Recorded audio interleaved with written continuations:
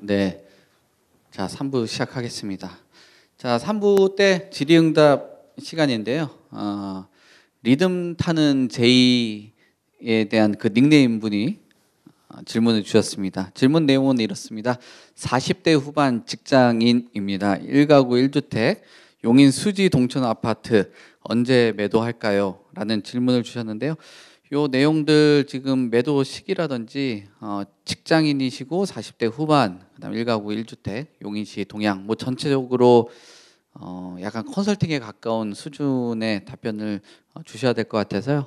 김인만 소장님께서 첫 번째 질문 요거 좀 주시면 좋을 것 같습니다. 뭐 개요 전체적으로 확인하고 계신 것 같아요. 네. 네, 일단 동천 아파트가요. 용인 동천의 무슨 아파트인지. 굿모닝이라고요? 동문 굿모닝 말씀하시네요. 네, 뭐 요즘 이름 자주 바뀌더라고요. 자, 일단 1세대 1주택이잖아요. 1가구 1주택이어서 저는 항상 물어보는 게 있어요. 1세대 1주택이면 왜 팔아야 될까요? 팔아야 되는 이유가 있어야 될 것 같거든요. 저희 아들인데요. 아들 집이에요? 아들 집인데 아들이 거기에 거주할 입장이 못 돼가지고 지금은 방배동에서 거주하고 있거든요. 전세로요? 그렇죠. 네. 그래서 어차피 거기서는 거주를 직장 관계 때문에 거주를 못하기 때문에 네네. 매입한 지는 5년 됐어요. 네네. 그래서 이제 그거를 팔고 또 서울 가까운 데에 이제 재개발이나 뭐 재건축 청약 통장은 없고요. 네네. 그래서 바꿔야 되지 않나. 갈아타시려고요? 네. 알겠습니다. 자, 일단 제가 이렇게 질문 드린 이유가 이제 대한민국에서 저는 1주택은 항상 보험이라고 생각하기 때문에 1주택을 팔고 무주택으로 가는 건 저는 절대 반대합니다. 절대 반대하고요. 그래서 항상 물어보는 거예요. 1주택자가 이제 집을 팔아야 되는 이유는 저는 두 가지로 보고 있는데요. 하나는 상급지 더 좋은 데로 갈아타거나 평수를 넓히거나 지역이나 아파트를 더 좋은 데로 갈아타기 위해서 매도하시는 거는 적극 찬성을 하고요. 두 번째는 팔아야 되는 이유가 있을 때, 뭐 배우자 중에 한 분이 뭐 퇴직을 한다든지 어떤 뭐 병이 있어서 어떤 치료를 하거나 요양을 해야 되거나 어떤 이유가 있을 수도 있잖아요. 그럴 때는 파셔도 되는데 그런 이유가 아니고 요즘 분위기가 좀 안 좋아져서 집값이 더 떨어질 것 같은 그런 불안한 마음 때문에 집 하나 있는 거를 팔면 그날부터 이제 또 지옥이 시작이 됩니다. 뉴스 보면 집값 조금이라도 반등한다는 뉴스만 보면 가슴이 두근두근 되고요. 밤에 잠도 안 오고요. 나중에 엉뚱한 선택을 하기 때문에 팔고 무주택으로 가는 거는 절대 안 되고, 이제 아드님이 방배동에 거주하시고 용인에 거주할 일이 없다라고 말씀을 하시고 있기 때문에 이제 갈아타셔야 됩니다. 첫 번째 사유에 해당이 되는 것 같고요. 그렇다면 이제 우리가 방법이 이제 두 가지가 있는데, 집값이 오를 때는 먼저 계약을 하고 내 집을 늦게 파는 게, 왜? 내 집이 오를 가능성이 있으니까 그게 더 좋겠지만, 요즘은 집값 무조건 오르는 분위기는 아니잖아요. 그럴 때는 먼저 계약하시면 안 되고요. 그렇죠? 먼저 계약하고 내 집 팔려고 하는데 안 팔리면 물려요. 물려가지고 나중에 굉장히 골치 아파집니다. 제 주변에도 그런 분들이 여러 분 계시는데, 먼저 방배동 집 계약하지 마시고요. 그러면 한번 알아보세요. 재개발 어디 투자해야 될지, 이 집을 얼마에 팔면 그 돈을 가지고 여유 자금을 가지고 보태서 서울에 어디에 얼마에 구입해야 될지를 먼저 쭉 서치를 하고 조사를 한 다음에 매물까지 다 확인을 한다면 저는 팔고 바로 실시간으로 갈아타는 걸 추천드려요. 팔고 현금 가지고 있다가, 이론적으로는요, 팔고 현금 가지고 있다가 집값이 더 떨어지면 사야지라고 하는데 그게 굉장히 어려워요. 굉장히 어려워요. 왜? 팔고 현금 가지고 있는데 집값이 똑 떨어지면은요, 더 떨어지기를 계속 기다리고요. 반등을 하면 초조한 마음에 또 오르는 집을 또 사게 되거든요. 그러니까 항상 실시간으로 갈아타시라는 말씀 제가 드리고 싶어요. 그러니까 지금 아직 갈아탈 곳 안 정해졌잖아요. 말씀하시는 거 보니까 어디로 가야 될지를 모르시는 것 같아요. 그래서 먼저 어디로 가야 되는지 충분히 조사를 하고 대상지가 정해지면 동천 아파트를 얼마 팔 수 있는지도 동시에 확인을 하셔야겠죠. 그렇죠? 인터넷만 보지 마시고요. 현장 부동산 두 곳, 세 곳 정도 방문해서 지금 어느 정도 매물이 나오고 있고, 매물이 나오면 판단이 쓰잖아요. 내가 그 가격에 팔 마음이 있는지, 나는 그 가격에 도저히 못 팔겠어. 최근에 너무 많이 떨어져서라고 하면 제가 앞서서 말씀드렸듯이 기다렸다가 금리 인하가 한번 될 때 수요자들이 한꺼번에 좀 유입이 될 때 반등을 칠 때 그때 팔아도 되는데 문제는 그때 팔면 내가 사고 싶어하는 아파트도 같이 오르니까 또 그것도 문제가 되긴 합니다. 그래서 방배동에 이제 아파트가 정해지면 요즘 실거래 사이트 앱 잘 나오잖아요. 쭉 확인한 다음에 한 2021년 고점 대비 어느 아파트가 많이 떨어졌나 한번 보세요. 동천이 많이 떨어졌는지, 내가 갈아타고 싶은 아파트가 많이 떨어졌는지 확인하시고, 갈아타고 싶은 아파트가 좀 더 많이 떨어졌다면 마음 편하게 실시간으로 갈아타셔도 좋지 않을까 하는 생각이 듭니다. 그래서 요거는 1주택이기 때문에 팔고, 저는 가급적이면 실시간으로 동시에 사고 팔고 해라. 너무 계산 많이 하지 마십시오. 1주택자들 계산해서 될 문제도 아니고요. 우리가 솔직히 우리 미래 잘 모르잖아요. 계획처럼 안 돼요. 하다 보면 안 되기 때문에 거의 그냥 마음 편하게 하나 팔고 더 좋은 데로 갈아탄다 생각하고 그렇게 움직이시는 게 좋을 것 같습니다.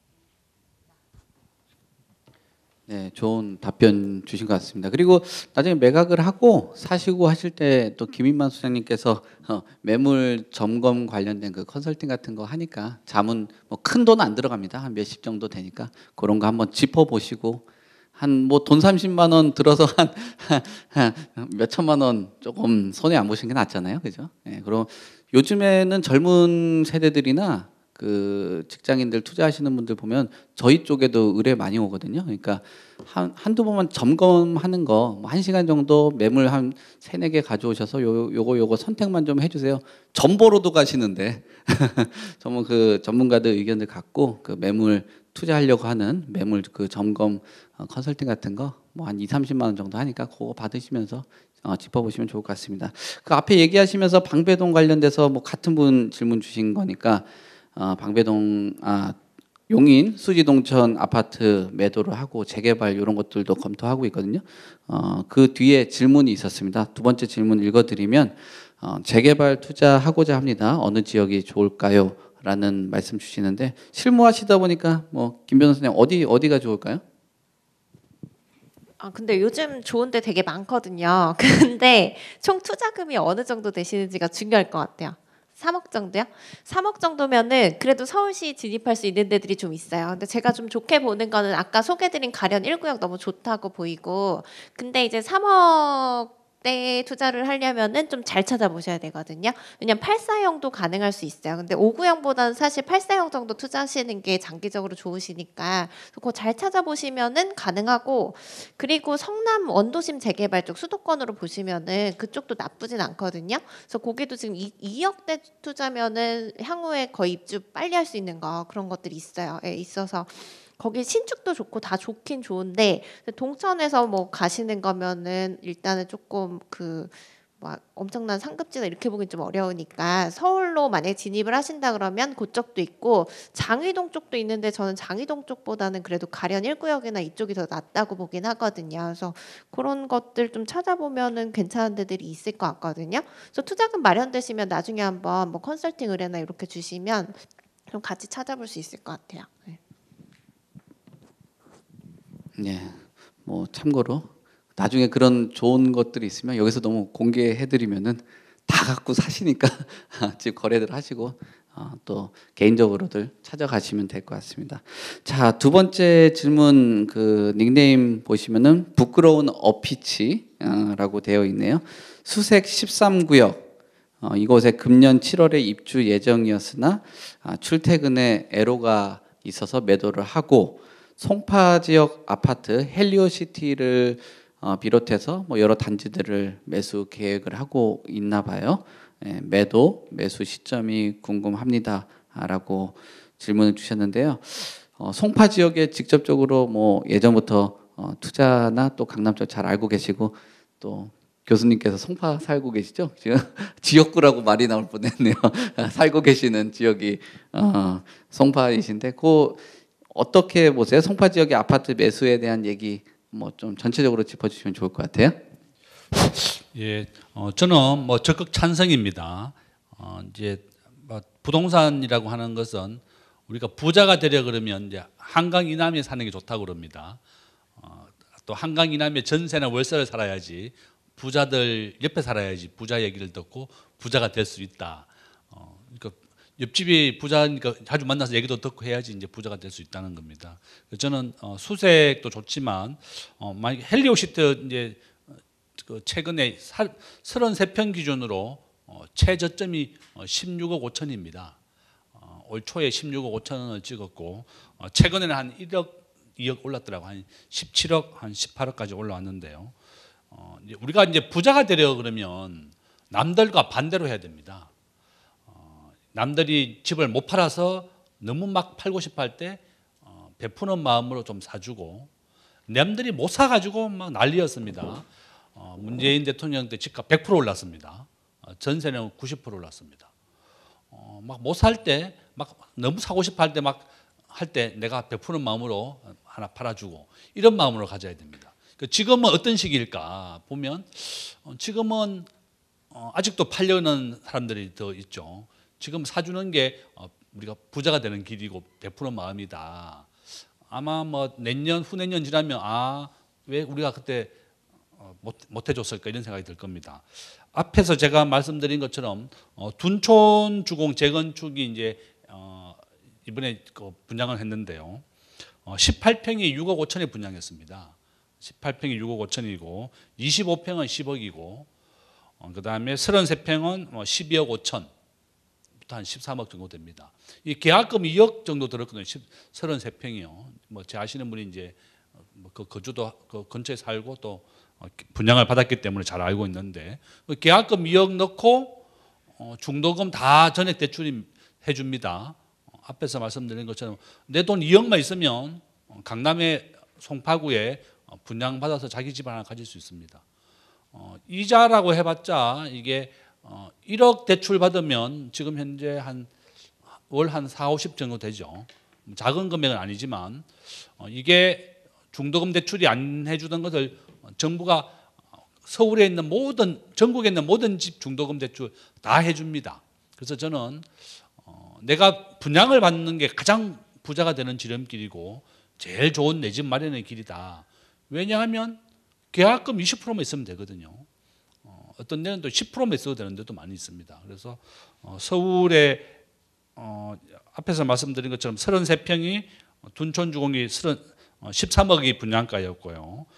헬리오시티 지금 현재 한 17억 5천 정도 합니다.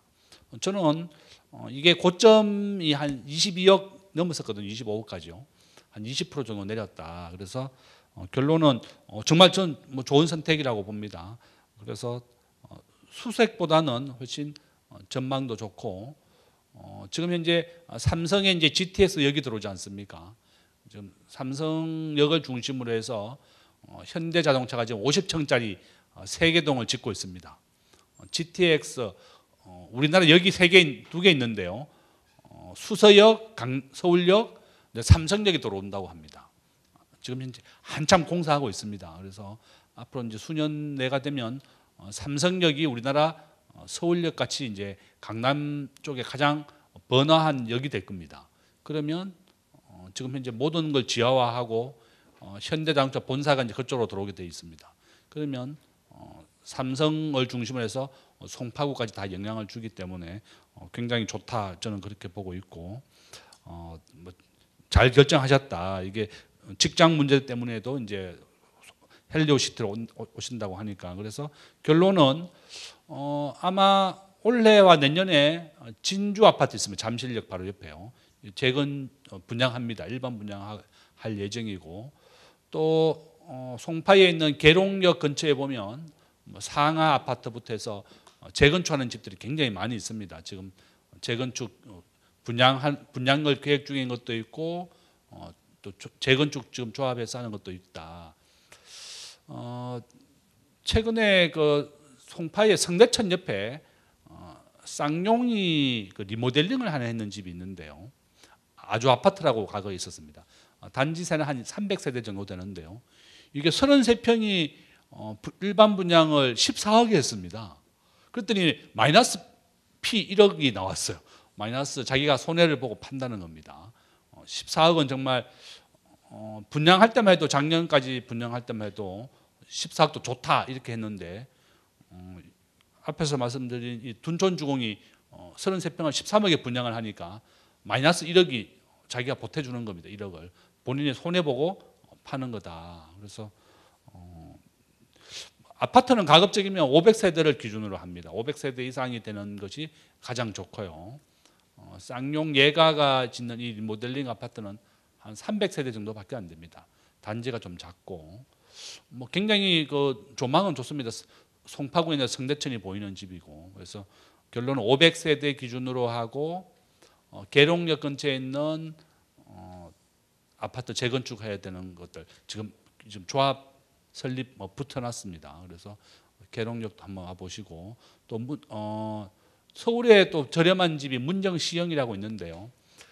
지금 현재 여기 이런 13평, 18평 두 개 여러 개 있지만 한 13, 18평이 가장 많은데 5억입니다.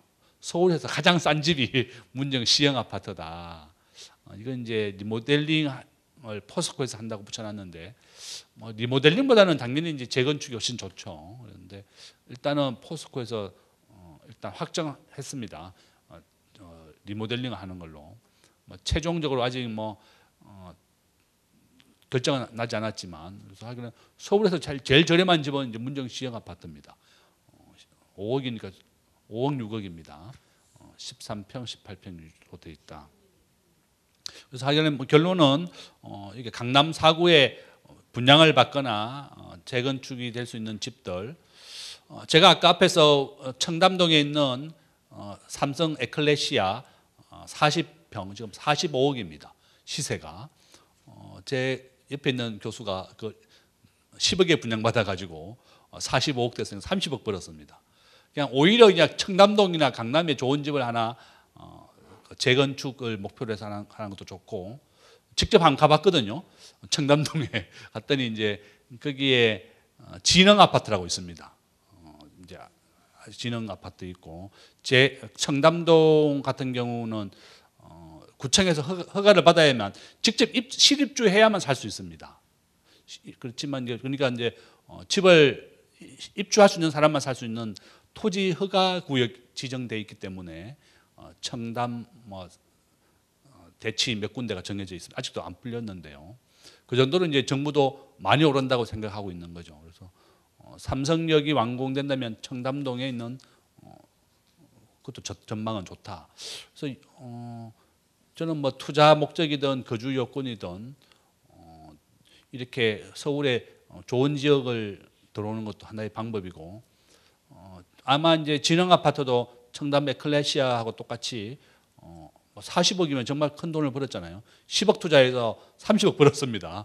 10년 만에. 그것도 하나 좋은 방법이니까 이런 강남 4구에 진출하는 방법 분양이든 재건축이든 적극 권유해드리고 수색에서 송파로 오시는 건 저는 정말 잘했다 이렇게 추천드립니다. 네, 수색에서 송파로 이동하는 거 긍정적으로 보셨고 진주 아파트나 상하 아파트 그다음 성내천에 있는 리모델링 아파트에 대한 얘기도 예시를 주셨습니다. 전체적으로 보면은 그래도 한 500세대 이상 정도 되는 아파트를 만약에 송파 지역의 아파트를 본다면 질문에서 헬리오시티 등이라고 나와 있는데 자금 사정에 맞춰서 보시더라도 한 500세대 이상 되는 아파트들 말씀 주신 것 같아요. 그다음 계룡역이라든지 이쪽도 한번 잘 살펴보시라고 하셨는데 근데 요거를 이제 팔고 나면은 양도세가 관련된 게 좀 걱정이 되시나 봐요. 왜냐하면 주택을 취득하고 또 처분하는 과정에서 세금이 발생되다 보니까 요거에 대해서 또 같이 질문을 주셨어요. 내용을 한번 읽어볼게요. 수색에 있는 아파트를 매도할 경우 양도세는 어떻게 됐는지 궁금합니다. 첫 번째로는 2017년 7월에 재개발 주택을 매수하고 거주는 하지 않았다라는 세부적인 내용을 주셨고요. 두 번째는 12억 이하는 양도세가 없는 것으로 알고 있습니다라고 그 관련돼서 두 번째 질문을 같이 주셨어요. 여기 계신 분들이 세무를 담당하고 있지는 않으니까 그래도 관련 부분에서 어떤 흐름이라든지 지금 내용들 짚어주시면 좋을 것 같은데요. 이거는 같이 김인만 소장님께서도 또 부동산 내용들 잘 알고 계시니까 설명 주시면 되고 또 뭐 보완해 주실 내용이 있으면 변호사님도 같이 주시면 될 것 같아요. 네. 일단 취득 시기가 2017년 7월이네요. 그러면 우리 문재인 정부 시절 8.2 대책이라고 하죠. 2017년 8.2 대책 시점이 굉장히 중요한 게 8.2 대책 이후에 샀으면 2년 거주 요건이 들어가고요. 이전에 취득했으면 2년 거주 요건 안 들어가기 때문에 일단 7월이니까 2년은 필요 없을 것 같아요. 그래서 거주하지 않았다는 점이 있기 때문에 제가 이 점을 언급을 드리는 거고요. 그래서 일단 거주 요건은 필요 없는 거로 판단은 됩니다. 그래서 지금 양도 차익이 얼마 정도 되는지는 모르겠는데요. 일단 12억까지 1세대 1주택이라면 12억까지 비과세 되는 거는 맞고요. 12억 넘어가는 부분에 대해서는 이제 과세가 되는데 과세 이제 우리가 계산을 좀 해봐야 돼요. 12억 넘어가게 되면 우리 양도 차익에 대해서 분모가 뭐 얼마가 될지는 모르겠지만 그렇죠. 매도 금액이 되고 매도 금액에서 12억을 뺀 다음에 양도 차익을 곱하면 되는데 뭐 이게 얼마인지는 구체적으로 지금 말씀을 안 해주셨기 때문에 취득도 필요 경비도 모르겠고요. 그래서 한번 계산은 필요할 것 같습니다. 그래서 일단 거주 요건이 필요 없는 건 확실한 것 같고요. 양도세에 대해서는 구체적인 내용이 지금 나와 있지 않기 때문에 한번 계산이 필요한데 저는 가급적이면은요 세금은 돈 아까워하지 마시고 좀 세무사님 찾아가시는 게 좋습니다. 예. 이게 꼭 사고가 터져요, 진짜. 세금은 제일 무서운 게요. 어설프게 아는 게 가장 무서워요. 그래서 전문가들도 계약하기 전에는 반드시 세무사 찾아가야 되고요. 세무사님들도 틀려요. 세무사님도 의견이 다 틀려. 그래도 세무사님들이 가장 잘합니다. 그래서 반드시 계산을 하고 세무서 있잖아요. 뭐 구청이라든지 세무서 담당자한테 상담받고 하지 마세요. 그거 틀리면은 아무도 책임 안 지거든요. 제가 아시는 분 중에 실제로 그런 사례 있어요. 물어보고 그렇게 하셔라고 해서 시키는 대로 했는데 3년 지나서 추징금 날아왔어요. 그래서 아니 당신 그쪽에서 시키는 대로 했는데 왜 그래요 하니까 상관없고 그거는 그냥 우리가 안내만 해줄 뿐이지 법적인 책임 없다. 소송했는데 졌어요. 그러니까 그냥 말 그대로 참고예요. 근데 세무사님한테 상담을 받고요. 결과가 나쁘게 나오면 찾아가서 멱살이라도 질 수 있잖아요. 멱살 쥐고 책임져라.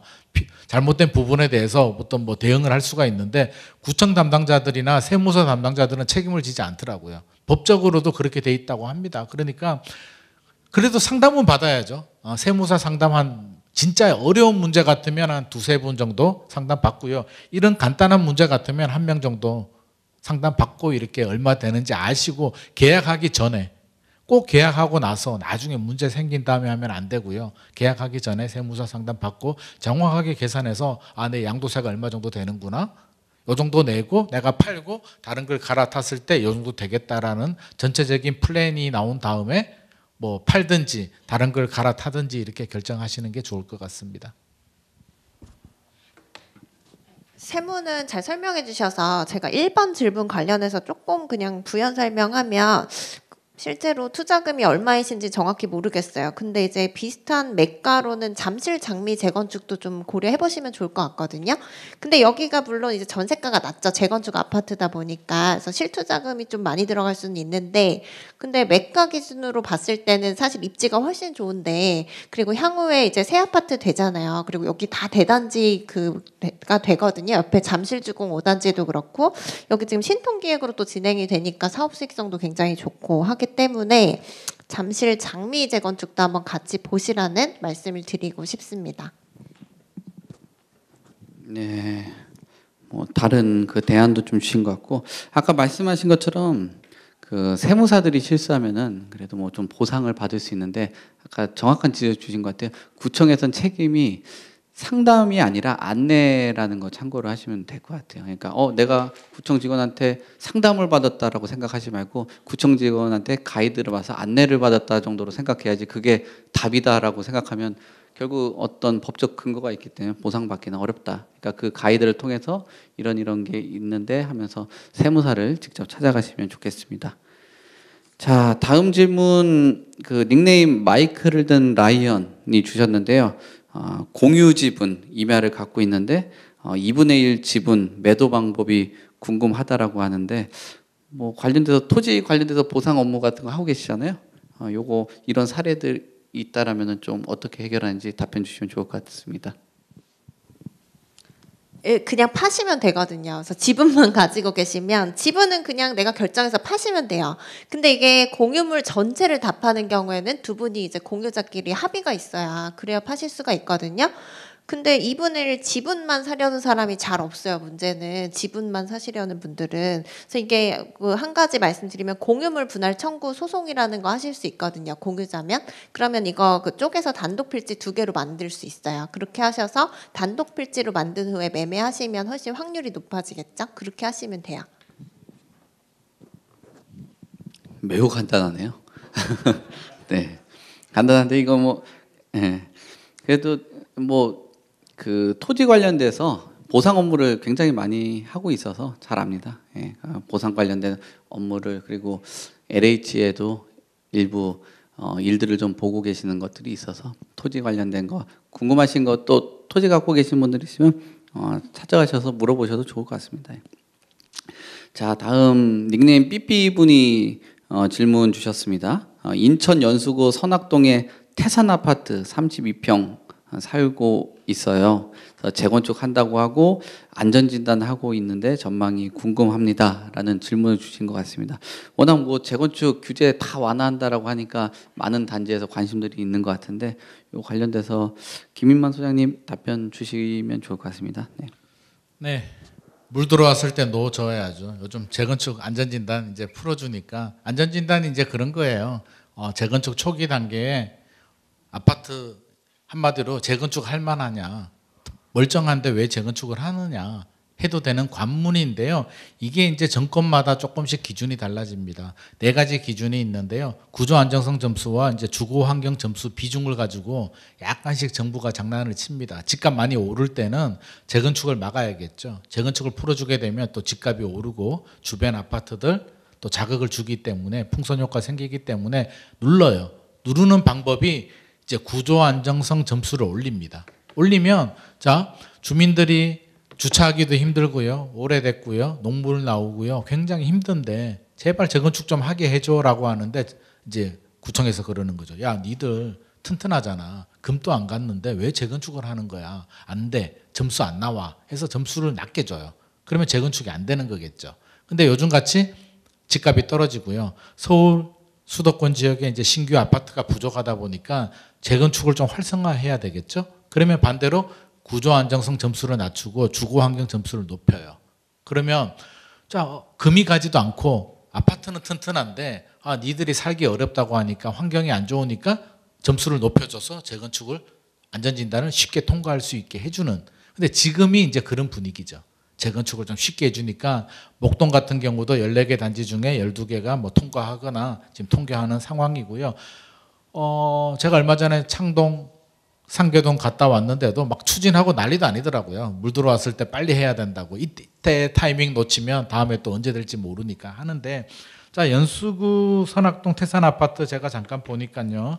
여기도 추진을 하고 있네요. 태산하고 정광하고 뭐 대진 아파트 연합해서 900세대 추진하고 있는 것 같고요. 연수구 일대가 지금 다 이렇게 하고 있는데 용적률 정보가 지금 안 나와가지고요. 제가 용적률 정보를 확인할 수가 없는데 6층짜리 아파트네요. 6층이고 대지 지분이 한 16평 정도 되는 거로 봐서 제 생각에는 용적률이 한 140%, 150% 정도 되지 않을까 하는 생각이 들고요. 2종 일반 주거지역이에요. 그러면 한 250%까지 지을 수가 있으니까 사업성이 뭐 나쁠 것 같지는 않습니다. 그래서 재건축 추진은 뭐 저는 가능할 것으로 보여는 지는데 자 정확히 알아둬야 되는 게 안전진단은 가장 초기 가장 처음 진입 단계고요. 안전진단이 통과되면 뭐 구역 지정이 되고 추진이 만들고 조합 설립을 하고 사업 시행 계획하고 뭐 건축 심의도 물론 받아야 되겠고요. 관리 처분 받고 착공 들어가고 철거하고 착공 들어가고 입주하면 제 생각에는 아무리 빨라도 10년이고요. 보통 15년은 걸립니다. 이게 일사천리로 진행되지 않아요. 혹시라도 조합 내부에 뭐 소송이 걸린다든지 다른 누군가가 소송하면 기본 뭐 3년에서 5년 또 훌쩍 지나갑니다. 그래서 저는 10년에서 15년은 좀 생각하셔야 되겠다. 물론 추진하다가 안 될 수도 있고요. 잘 된다 하더라도 저는 10년에서 15년은 생각하시고 마음의 준비를 잡수시고 기다리고 준비하시는 게 맞다라는 생각이 듭니다. 이거 그 부연을 조금 드리자면 이게 인천 쪽이 사실 지구단위 계획으로 많이 묶이면서 이제 한참 핫했었어요. 그래서 이런 것들, 그러니까 재개발이 가능한 데도 있고 또 소규모로 이제 추진하는 데들도 있고 가로주택이나 이런 거 되게 많았었거든요. 그래서 한참 이제 막 엄청 계속 몇 천만 원씩 오르는 그런 일들이 많았는데 지금 요거 찾아보니까 이것도 마찬가지인 것 같아요. 그렇게 이제 붐이 있을 때 좀 올랐다가 최근에 실거래가 많이 떨어지고 조금 다시 오르는 것 같긴 한데 가지고 계시다가 공급 좀 줄어들 때 파시면 좋지 않을까 그런 생각이 들어서 의견을 조금 부연해 봤습니다. 네, 뭐 여러 가지 전략 설명해 주신 것 같아요.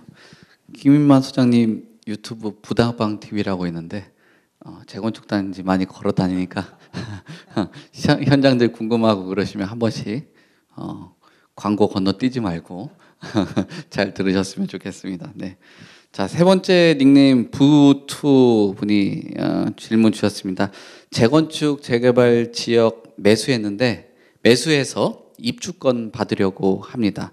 권리 산정 기준일 때문에 조합원 자격 못 받을 수 있다고 들었는데 매수 시점이랑 재개발 지역 들어갈 때 확인해야 할 점 뭘까요? 라는 질문을 주신 것 같습니다. 예. 이 권리 산정 기준일 참 이게 뭐 새로 집을 지어서 그런 건지 뭐 여러 가지 고민들 많으신 것 같더라고요. 관련돼서 뭐 변호사님이 권리 산정 기준일 정리해 주시면 될 것 같아요. 네. 제가 그거 세미나 할 때마다 이 질문 항상 주시는 것 같은데 이게 너무 헷갈려요. 그래서 헷갈리실 수밖에 없는데 그냥 일반적으로 물건 사고 파실 때는 큰 문제 없어요. 권리 산정 기준이 신경 안 쓰셔도 되는데 근데 이제 쪼개기 물건들이 있거든요. 그래서 권리 산정 기준일이라는 거는 이제 별도로 공고하는 경우가 많아요. 그래서 공고를 안 하면 정비구역 공람 공고일로 보거든요. 그래서 요거는 구청에 전화하시면 다 가르쳐 줘요. 그래서 한번 확인하시는데 내가 살려는 물건이 등기부와 건축물 대장을 떼봤더니 이 권리산정 기준일 이후에 뭔가 변동이 있었다. 뭐 세대수가 늘어났다. 이런 경우에는 그러면 그 이전 현황대로 입주권을 받을 수 있거든요. 그래서 예를 들어서 권리산정 기준일 이전에 단독주택이라서 한 세대만 입주권 받을 수 있었던 게 있어요. 근데 이제 권리산정 기준일 이후에 이걸 부수고 새로 빌라 8세대 지었다. 이러면은 8개 입주권이 나오는 게 아니라 한 개 그대로 나와요. 그렇게 되면은 각각 사셔도 8명이 하나밖에 못 받으니까 이게 입주권 못 받게 되는 거예요. 단독으로. 그래서 그런 것들 확인을 하셔야 되는데 이거는 등기부만 떼본다고 나오는 게 아니라 건축물 대장 떼보셔야 되거든요. 그래서 거기 변동사항 반드시 확인을 하셔야 되고 이제 또 더 디테일하게 들어가면 좀 복잡한데 그런 그 개념이다라고 대략적으로 생각하시면 되고 또 이제 다물권자한테 물건 사실 때 있어요. 한 사람이 여러 개 갖고 있는 경우 근데 10개를 갖고 있는데 그중에 내가 하나를 사면 어떻게 되느냐. 조합 설립 인가가 되기 전에 사시면 단독으로 받으시거든요. 근데 조합 설립 인가가 되고 나면 단독으로 못 받으세요. 이것도 판 사람이랑 같이 공유로 받게 되는 거예요. 그래서 그거를 조금 헷갈려 하시는데 그런 부분들 좀 잘 확인을 하시는 게 좋겠죠. 그리고 뭐 매수 시점이나 이런 거는 당연히 인허가가 갈수록 리스크가 적겠죠. 근데 다만 가격이 비싸지니까. 그래서 초기 단계 재건축 재개발 들어가신다라고 하면은 주민 동의율을 정확하게 좀 보실 필요는 있어요. 그래서 주민 동의율 75% 기본적으로 만족해야 사업이 가능하거든요. 근데 여기서 가장 지체가 많이 되기 때문에 주민 간의 화합이 좋으면 사실 재건축도 평균 13년 이상 원래 걸리는데 7년 만에 입주한 데도 많거든요. 그래서 주민 간의 화합이 가장 중요하다. 동의율을 좀 잘 보셔야 되고 좀 어느 정도 간 단계에서 사실 관리 처분 단계에서 매수하면 거의 확실한 거고 그 이전에 하시면 최소한 조합 설립은 나야. 그래서 조합 설립 인가 이후에 10년은 걸려 입주하시거든요. 그래서 그런 것들 스케줄 잘 확인하셔가지고 들어가시면 좋을 것 같습니다. 네, 그 지분 쪼갠 물건들 조심히 좀 판단을 하셔야 되는 것 같고 또 건축물 대장 관련돼서 얘기해 주신 것 같습니다. 초기 단계라고 해가지고 무조건 뭐 동의율만 가지고 본다기보다는 뭐 조합 설립 그 뒤에 뭐 여러 가지 뭐 관리 처분 이런 얘기들 또 매입 시기 뭐 이런 것들 전체적으로 주신 것 같습니다. 자, 세 번째, 여섯 번째가 되겠네요. 여섯 번째 질문, 그 닉네임 무님이 주셨는데요. 네, 일기 신도시 특별법이 추진되기 쉽지 않다는 얘기도 있는데 통과가 될지라는 궁금증을 갖고 계신 것 같아요. 된다면 시기가 궁금합니다라고 하는데 정말 이거는 굉장히 어려운 질문인 것 같아서 오히려 교수님께서 이런 흐름이라든지 이런 것들의 가능성 어떻게 보는지 전체적으로 개략적으로 좀 주시면 좋을 것 같습니다. 네. 예, 저 뭐 일기 신도시 특별법은 이제 해당 지역이 이제 분당하고요, 뭐 평촌, 중동, 일산 뭐 이런 지역입니다. 그래서 저는 항상 말씀드리는 게 가급적이면 한강 이남이 좋다. 부동산은 한강 이북보다는 한강 이남. 일산 파주 쪽에 저도 한번 살아봤습니다. 좀 거리도 좀 멀고 지하철 1시간 이상 타니까 머리가 아프더라고요. 막 1시간 반 막 이렇게 한번 타봤더니 그래서 결론은 한강 이남이라고 보니까 분당 평촌이 훨씬 유리하다. 그죠? 그렇게 또 말씀을 드리고 저는 서울에 이제 재건축 지금 진행하고 추진하고 있는 곳이 목동, 상계 이런 쪽입니다. 가급적이면 서울 이내가 제일 좋습니다. 우리나라에서 지금 현재 1인 단독 세대주가요 30%입니다. 앞으로 10년 이상 더 증가합니다. 단독 세대주 40%까지 증가합니다. 그래서 결론은 서울의 집값은 오른다. 저는 아까 제가 이제 부자가 되려면 우리가 베푸는 마음으로 살아라 그랬습니다. 남들이 어려워할 때 도와주는 마음으로 살아야만 우리가 부자가 될 수 있다. 그래서 저희 학교에 이제 부동산 전문가 교수가 2명 있는데요. 이제 변창흠 국토부 장관 했던 분하고 이제 우리 김수현 청와대 정책실장, 종부세 만든 사람이 김수현 정책실장이죠. 그래서 이제 두 분은 이제 나하고는 또 친한 선배입니다. 두 분은. 그래서 두 분은 이제 문재인 정부 때 이제 그런 정책이라든지 종부세를 만들어진 분이 김수현 정책실장이고 또 저는 또 반대로 이제 시장경제주의 학자입니다. 시장경제 중심으로 해야 되고 부동산 가격도 수요와 공급에 의해서 가격이 결정되기 때문에 문재인 정부가 집값을 올린 이유는 재건축을 허락 안 해서 올랐던 겁니다. 지금 서울에 재건축이 되는 게 한 400개 정도가 되는데요. 문재인 때는 정부가 허락을 하나도 하지 않았습니다. 부동산 재건축을 허락하게 되면 집값이 오르기 때문에 재건축을 허락하지 않았다 이러더라고요. 집값을 일시적인 공급 재건축을 허락하면 집값은 오르겠지만 공급이 많아지면 당연히 가격은 내려가게 돼 있습니다. 그래서 지금 현재 개포 1, 2, 3, 4단지 지금 재건축 다 했잖아요. 최근에 부동산 가격이 좀 내린 것은 가장 큰 이유는 은행 이자 때문에 그렇습니다. 은행 이자가 지금 집 담보대출 기준으로 7%입니다. 7%, 8%고요. 미국의 기준금리는 올 연말까지 좀 더 오릅니다. 지금 현재 미국은 기준금리가 5.0이고 한국은 3.5입니다. 기준금리에다가 3을 더해서 대출금리가 정해지는데요. 3.5에다가 3을 정도 더하면 한 6.5 정도 됩니다. 지금 집담보대출금리 기준이 한 6% 정도 됩니다. 이제 과거에 한 8%까지 넘어가다가 정부가 너무 막 은행 이자가 많이 오르고 은행이 작년에 5개 은행이 순이익이 20조 났습니다. 그래서 20조가 남으니까 직원들 성과급 5천만 원씩 주고 명태금 9억씩 주고 막 이러니까 정부가 엄청나게 압박을 했습니다. 우리 국민들이나 서민들이 내는 이자를 가지고 본인들이 성과급 잔치를 벌인 거예요. 그래서 정말 은행이 너무 과도하게 이익을 남기고 예대 마진입니다. 예금하고 대출 그 차익을 가지고 본인들이 이익을 남겼는데 그게 너무 많이 과했다는 거죠. 20조나 남긴 것은 정말 과했고 그 차익이 다 우리 국민들이 낸 이자입니다. 그래서 정말 잘못됐다. 그래서 최근에는 이 정부의 이제 예대 대출 이자를 좀 낮춰라 이러니까 예금제도 같이 내리면서 본인들의 예대 마진 평균이 한 1.5 정도 됩니다. 5대 시중은행은. 저는 이제 프로젝트 파이낸싱 지금 정권사 연체율이 10%입니다. 은행은 연체율이 한 3 정도밖에 안 되는데요. 은행의 연체율이 10배, 100배, 1000배 높은 게 지금 정권사 프로젝트 파이낸싱이고 정권사, 새마을금고, 보험사 이런데 지금 연체율이 좀 높아지는 게 저는 부동산 하락의 또 요인이 될 수도 있겠다.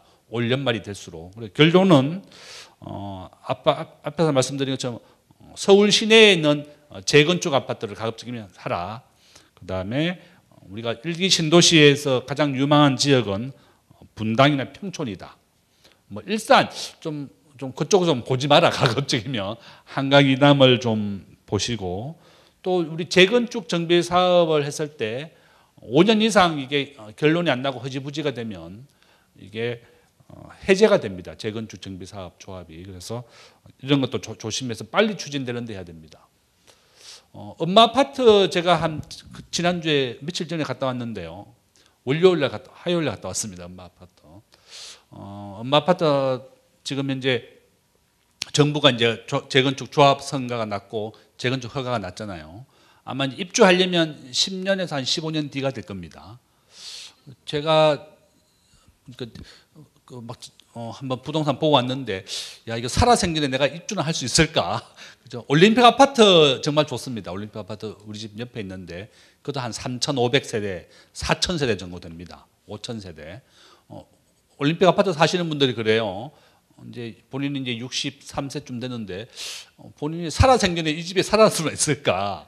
이 재건축하는데 15년, 10년 기본이고요. 이게 입주까지 15년 정도 걸린다고 보면 그래서 이제 올림픽 아파트 사시는 분들은 그러더라고요. 이게 재건축 안 되고 그냥 이대로 살았으면 좋겠다. 자기가 좋은 층은 비싼 돈 주고 샀는데 다시 재건축이 되면 제비뽑기로 골라야 되거든요. 그래서 본인은 그냥 재건축 안 되길 바란다. 이런 얘기까지 하시더라고. 결론은 앞으로 우리나라 인구가 5,200만 명인데요. 인구 감소가 굉장히 얘기를 많이 하잖아요. 그렇지만 단독 세대주가 계속 늘어나기 때문에 집값이 오르는 겁니다. 10년 전부터 인구가 감소하니까 집값이 내린다고 얘기했지만 문재인 정부 때 집값이 100% 올려줬습니다. 그래서 결론은 단독 세대주가 앞으로 10년간은 더 증가하기 때문에 집값은 오른다. 서울에 집을 팔고 지방에 가신 분들 남양주, 구리 다 울면서 후회하더라고요. 새소리와 물소리가 들리는 아파트는 내립니다. 시끄러운 데 살아야지 됩니다. 서울 시내 시끄러운 지역에 살아야지 지하철역도 있고 병원도 가깝고 나이가 들면 또 병원에 자주 가야 됩니다. 그래서 새소리, 물소리 들으려고 시골로 가지 마시고 시끄러운 데 살아야 된다. 서울 시내에 살아야지 집값도 오른다. 우리가 투자의 3대 요소는 3개입니다. 잘 적어 두십시오. 수익성, 안전성, 황금성입니다. 황금성은 빨리 돈으로 현금화할 수 있는 거고요. 수익성은 국민은행이 지금 적금이자가 3.5%거든요. 국민은행보다 더 높은 이자를 주는 새마을금고, 저축은행 다 위험한 겁니다. 우리가 예금자 보호법 우리나라 5천만 원인데요. 원금과 이자를 합쳐서 5천만 원이 넘으면 정부가 하나도 보호해주지 않습니다. 저축은행에. 그래서 내가 은행 적금을 넣을 때 본인의 이름으로 4,500만 원만 넣어야 됩니다. 그게 이자가 붙어가지고 5천만 원이 넘어잖아요. 그러면 정부가 이 사람은 부자구나 이렇게 해서 전액 보호를 안 해주는 겁니다. 그래서 새마을금고 특히 앞으로 새마을금고나 저축은행 부실화되거나 파산할 수도 있습니다. 내가 예금자 보호가 되는 것은 모든 것에 다 예금자 보호가 되는 것이 아니라 예금하고 적금만 되는 겁니다. 뭐 펀드는 당연히 안 되는 거고요. 그래서 예금자 보호되는 그런 계좌에만 돈을 넣어야 되는 겁니다. 아시겠죠? 그래서 원금이 4,500만 원 절대 넘어서는 안 되고 확인을 해보셔서 5천만 원이 넘었나 안 넘었나 보시고 넘었다 그러면 빨리 빼야 됩니다. 그래서 그 누구의 말도 믿어서는 안 된다. 저축은행에서 과거에 보면 은행 직원들이 고객들 돈을 적금해서 이런 후순위 채권으로 옮겨가지고 다 부실이 났습니다. 그 누구도 은행 직원도 믿지 마시고 본인이 스스로 결정을 해야 된다. 그래서 결론은 수익성, 안전성, 황금성이다 하는 걸 명심하셔야 되겠고 지금은 미국에서 실리콘밸리 은행이 미국의 16위 은행입니다. 자산이 한 300조 원 있는데 하루 만에 망했습니다. 지금은 스마트폰 가지고 돈을 인출할 수 있거든요. 은행에 줄 서지 않습니다. 그래서 지금은 스마트폰 뱅크런이라고 그래서 대규모 인출을 우리가 뱅크런이라고 부르는데요. 우리나라는 미국보다 100배 정도 빠르다고 합니다. 전 국민이 스마트폰 다 가진 나라가 세계에서 우리나라밖에 없습니다. 가장 통신도 빠른 나라가 우리나라이기 때문에 앞으로 은행 파산은 미국보다 100배 빠를 것이다. 이런 은행 파산하거나 대량 인출도 우리가 대비해야 되고 투자의 3대 요소 항상 명심하시고 가급적이면 서울에 있는 지역을 재건축을 사라 이렇게 말씀드립니다. 아주 재미있는 이야기 또 듣고 뭐 은행 얘기도 말씀 주시고 하셨습니다. 가장 인상 깊게 들었던 거는 한남 이남 쪽 일기 신도시를 볼 때 한남 그 이남 쪽 한강 이남 쪽을 선택을 하시면서 이야기 분당 뭐 이런 쪽 추천하셨고 뭐 파주 가실 때는 머리가 흔들린다라는 얘기를 들었습니다. 네. 자, 다음 질문 들으면은 닉네임 밍이라는 분이 주셨습니다. 10억 원 이상인 고가 아파트도 1주택자라면 양도세 감면이 되나요? 라는 질문을 주셨네요. 요거 김인만 소장님께서 질문 답변 주시면 될 것 같습니다. 교수님께서 중요한 말씀해 주셨는데요. 공기하고 집값하고 반비례한다고. 공기 안 좋은 데가 집값 좋은 데거든요. 그러니까 진짜 물하고 공기 안 좋은데 살아야 또 집값이 비싼 겁니다. 자, 세금인데요. 자, 1세대 1주택자들은 비과세가 되죠. 1세대 1주택자들 2년 이상 보유하고요. 규제 지역은 2년 이상 거주를 해야 되는데 기준 금액이 있습니다. 다 비과세가 되는 건 아니고요. 12억 원, 12억 원까지인데 이 12억 원이 뭐냐면 집값이 얼마나 남았느냐. 양도 차익이 12억 원이 아니고요. 집값, 양도 가액, 팔았는 가격이 12억이 기준입니다. 그러니까 집값이 12억 넘어가게 되면 100% 비과세는 안 되고요. 돈을 일정 부분 내야 되는데 계산을 어떻게 하냐면 제가 예를 들어 볼게요. 10억 원에 샀어요. 그래서 한 3년이 지나서 20억으로 올랐습니다. 그렇죠? 그럼 비과세 요건은 갖춰졌죠. 3년 이상 보유했고 규제 지역이 아니라고 한다면 2년 거주 안 해도 되니까 그럼 10억 원이 남았죠. 이게 팔았는 가격이 12억이 안 됐다면 예를 들어서 1억에 사서 11억에 팔았다면 10억 원에 대해서 세금을 안 내도 되겠죠. 그런데 10억 원에 사서 20억에 팔아요. 그러면 12억이 넘어버렸잖아요. 그러면 자 양도 차액은 10억이 되는데 여기 어떻게 하냐면 이제 20억에 팔았으니까 분모가 20억이 되고요. 이 분자는 20억에서 12억을 뺍니다. 그러면 20분의 8이 되겠죠. 0.4. 그러면 10억 원에 0.4만큼 양도 차익을 인정해 주는 거죠. 그러니까 4억 원에 대해서는 세금을 내야 돼요. 세금을 내면 지금 세율로 계산을 해보면 한 1억 3,400만 원 정도.